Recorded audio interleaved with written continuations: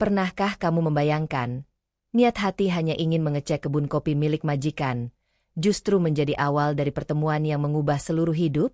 Di tengah hutan yang sunyi, ia justru menemukan seorang wanita asing yang terluka. Tanpa tahu siapa dia, lelaki itu memilih menyelamatkan.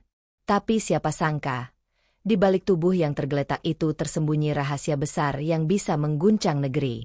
Ini bukan kisah cinta biasa.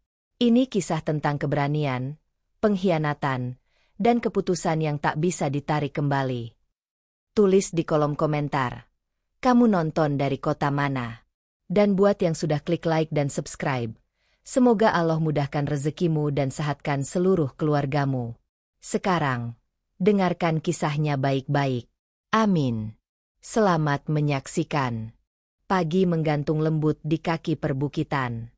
Kabut tipis menyelimuti pucuk-pucuk pohon kopi, seolah menyembunyikan rahasia hutan yang masih terlelap. Di tengah kesunyian itu, suara langkah pelan menyentuh tanah basah terdengar perlahan, disertai bunyi gesekan rumput yang terinjak. Seorang lelaki muda bernama Rian melangkah dengan tenang, memanggul keranjang rotan di punggungnya, dan menggenggam parang pendek yang sudah berkarat di sisi pinggang. Rian, 27 tahun, adalah seorang buruh petani kopi di desa lereng Serayu. Sejak kedua orang tuanya meninggal karena longsor 8 tahun lalu, ia hidup sendirian dan menggantungkan hidup dari kebun kopi warisan ayahnya. Ia bukan pemilik tanah, tapi dialah yang paling tahu jalur dalam hutan itu, kapan bunga kopi mekar, dan kapan hama datang menyerang. Pekerjaan ini bukan sekadar soal panen dan jual biji, tapi tentang bertahan hidup dari hari ke hari. Hari itu ia berangkat lebih pagi dari biasanya. Ada kabar dari pemilik kebun bahwa beberapa batang kopi di bagian utara mulai menguning tak wajar. Bisa jadi hama, bisa jadi ulah babi hutan. Rian harus memastikan sendiri sebelum semuanya terlambat. Ia menyusuri jalan setapak yang berkelok tajam dan tertutup dedaunan. Napasnya mengepul kecil tertiup udara dingin pegunungan. Ia tak bicara, tapi dalam hatinya ada rasa syukur yang pelan. Setidaknya, di tempat ini tak ada omongan tetangga tentang kenapa dia masih sendiri. Sesekali ia berhenti, mengamati dedaunan yang gugur atau ranting patah yang bisa jadi pertanda. Lalu ia lanjut melangkah, menyingkap semak dan mengangkat dahan yang menghalangi jalannya. Ketika sampai di sisi utara kebun, ia berjongkok dan memeriksa batang-batang kopi yang menghitam.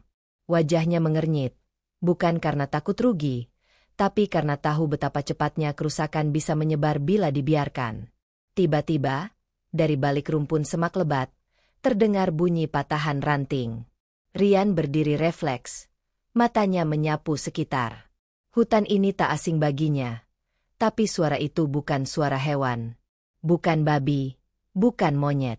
Lebih berat, lebih pelan. Ia mendekat. Langkahnya ringan tapi pasti.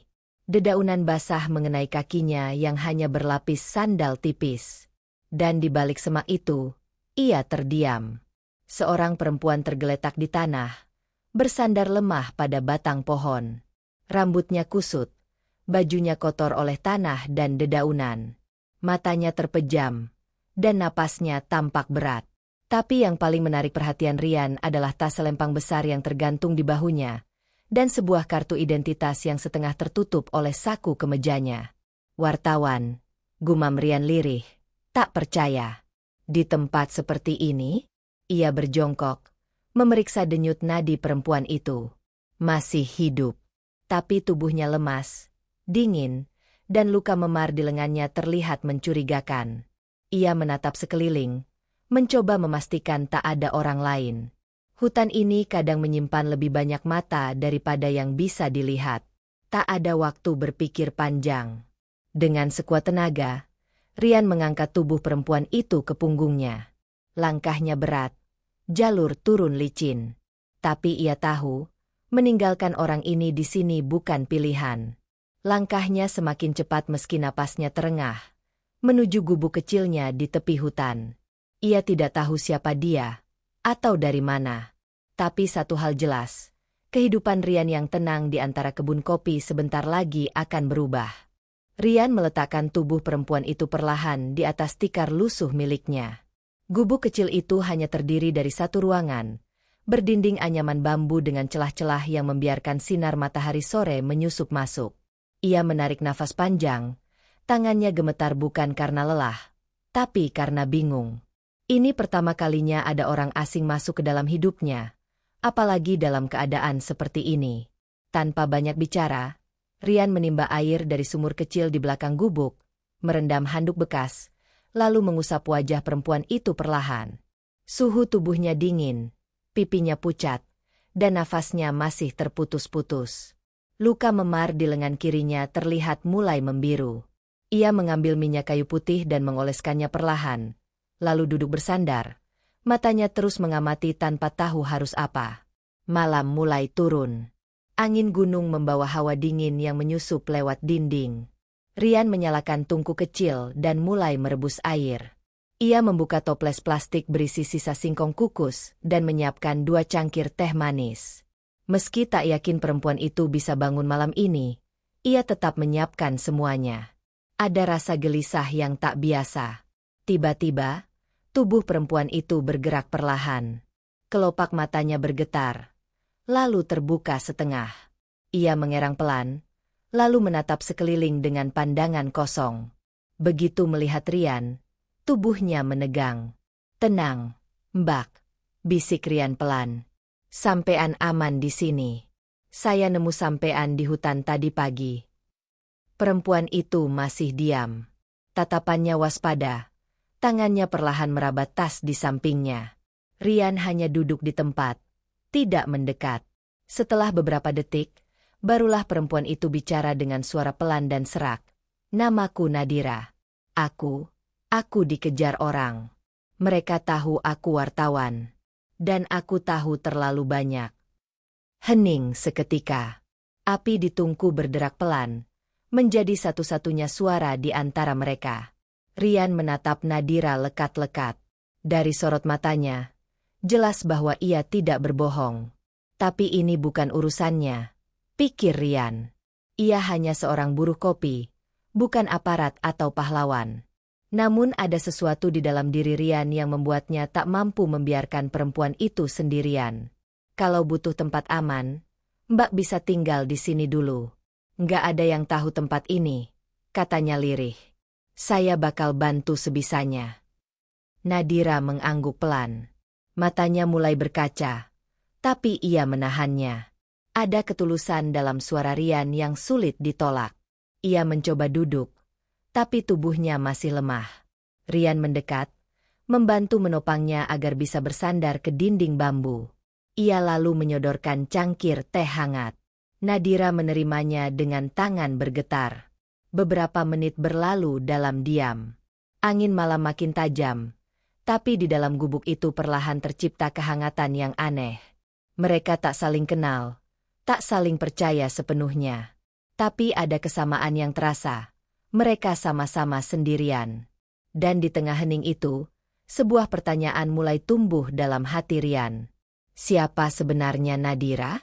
Fajar merayap perlahan dari celah-celah bambu gubuk kecil itu. Cahaya kuning pucat memantul pada dinding tanah liat dan menyapu wajah Rian yang tengah mempersiapkan sarapan sederhana. Daun singkong rebus dan sisa nasi semalam menjadi menu hari itu. Tak ada lauk, tapi cukup untuk mengisi perut. Nadira belum bangun. Tidurnya gelisah semalam.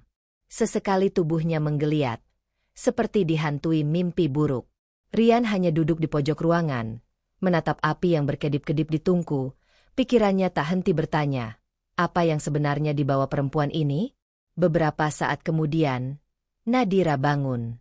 Ia duduk perlahan, matanya sembab tapi tajam. "Aku harus segera kirim sinyal ke timku," katanya lemah. "Tapi semua alatku rusak. Dan di desa ini sinyal hampir nggak ada." Rian mengangguk pelan. "Nanti saya tunjukin tempat tinggi dekat hutan. Biasanya warga nyari sinyal ke sana. Tapi kita harus hati-hati. Jangan sampai orang tahu sampean masih hidup." Tatapan Nadira kembali tajam. Ia mulai menyadari bahwa keberadaannya di tempat ini adalah pertaruhan nyawa, bukan hanya untuk dirinya, tapi juga untuk Rian. "Kalau kamu takut, aku bisa pergi sendiri," ucapnya pelan. Rian menggeleng cepat. Saya nggak tinggalin orang yang lagi butuh. Lagi pula, sampean belum kuat jalan jauh. Hari itu mereka berjalan perlahan menuju tempat tinggi di ujung hutan, sebuah bukit kecil yang ditumbuhi pohon pinus dan ilalang. Di sanalah warga biasa mencari sinyal jika ingin menghubungi anak mereka yang merantau.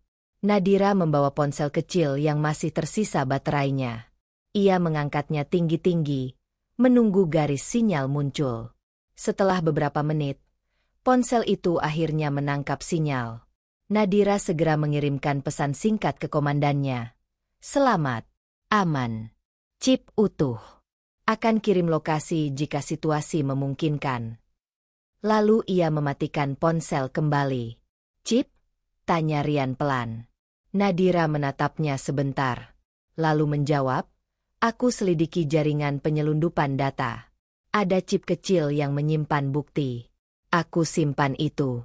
Makanya mereka kejar aku. Rian terdiam.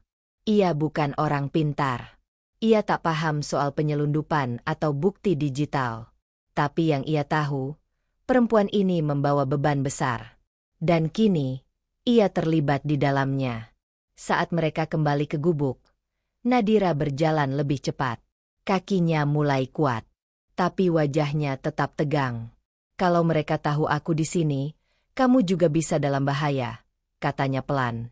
Bahaya itu udah datang sejak pertama kali sampean saya angkat dari semak itu, jawab Rian. Tapi saya nggak nyesel.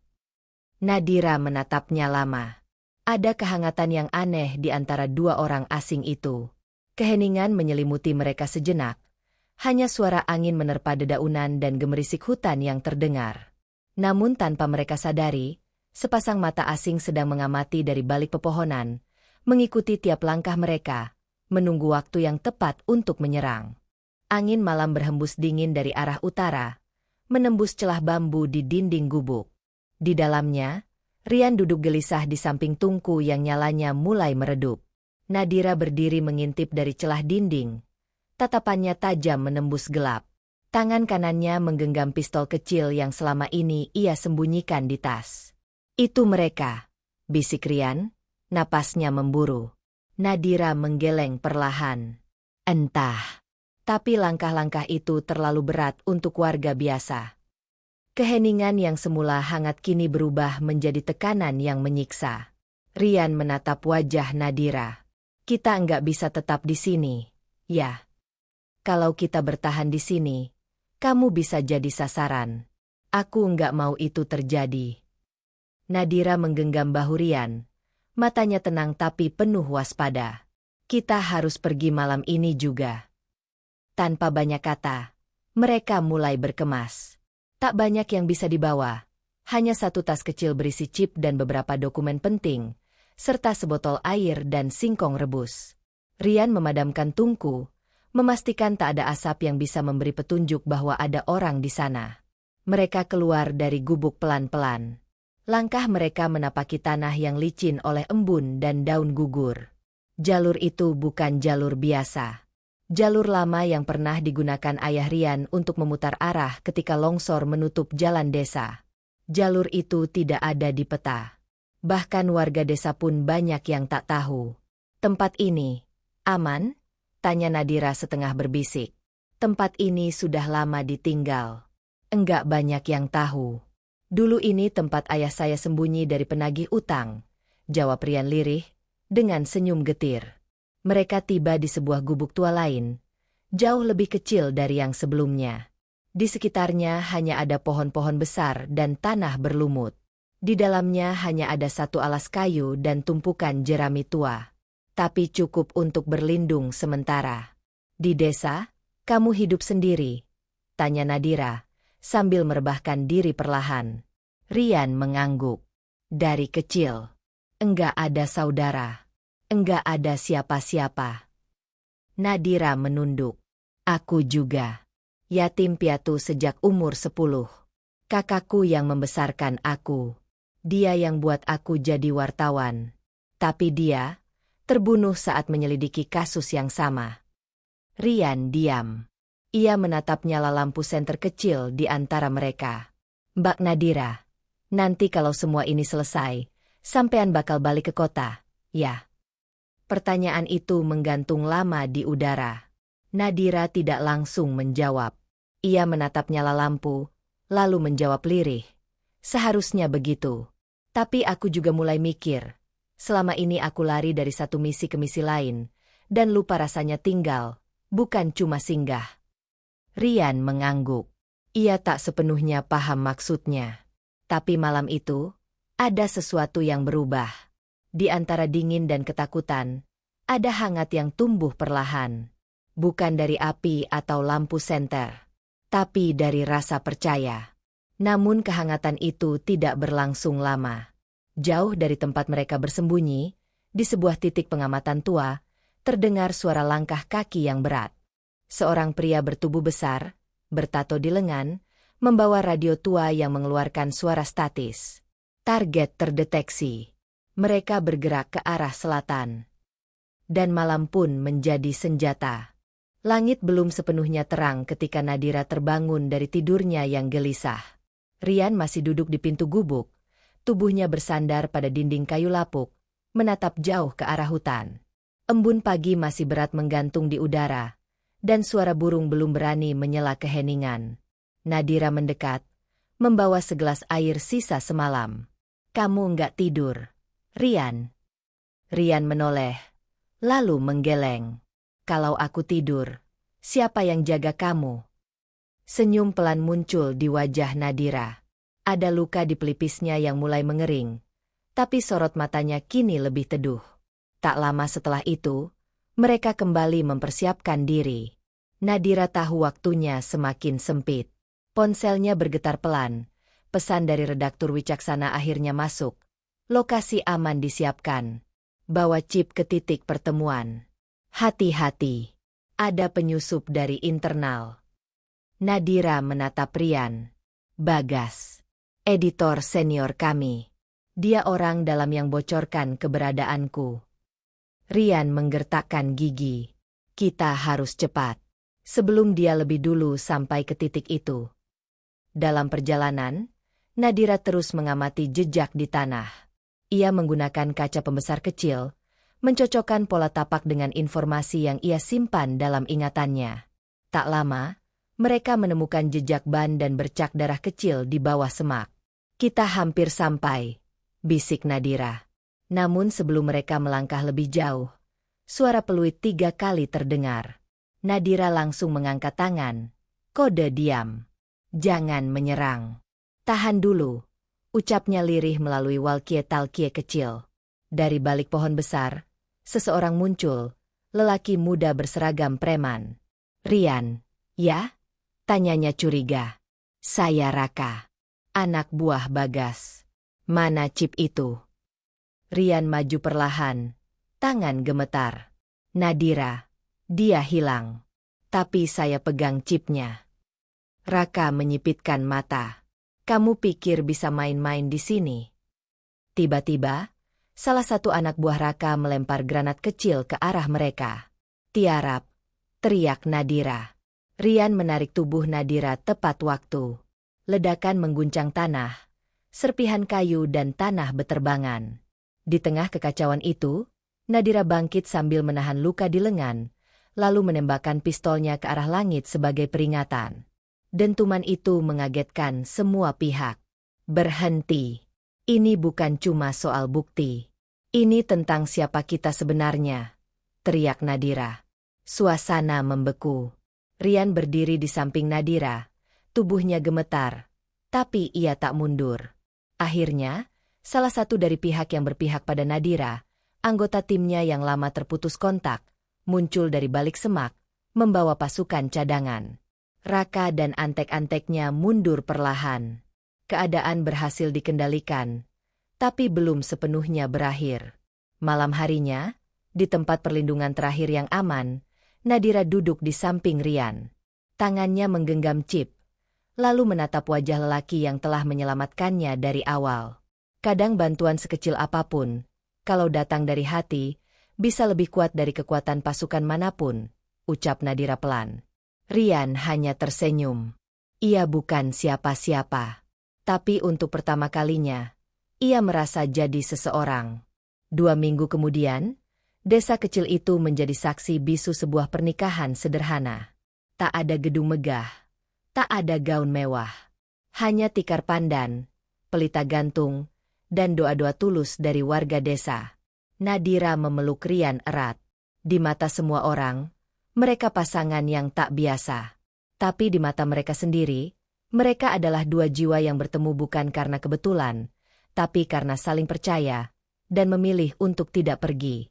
Dari seorang lelaki desa yang hidupnya dipenuhi sepi, hingga seorang wanita kota yang dikejar karena kebenaran, mereka dipertemukan bukan karena takdir, tapi karena pilihan.